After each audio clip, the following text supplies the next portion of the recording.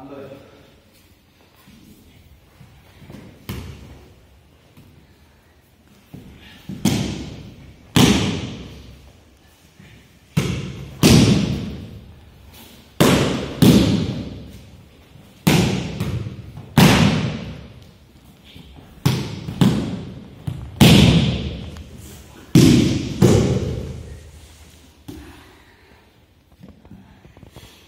Если вы перед этим освоили тайцзи, вот это вот внешнее, спокойное, плавное движение, как внутреннее состояние должно освоиться у вас изнутри. Внешнее изменение любой формы будет работать. А наблюдайте за партнером. Действуйте сами принципы.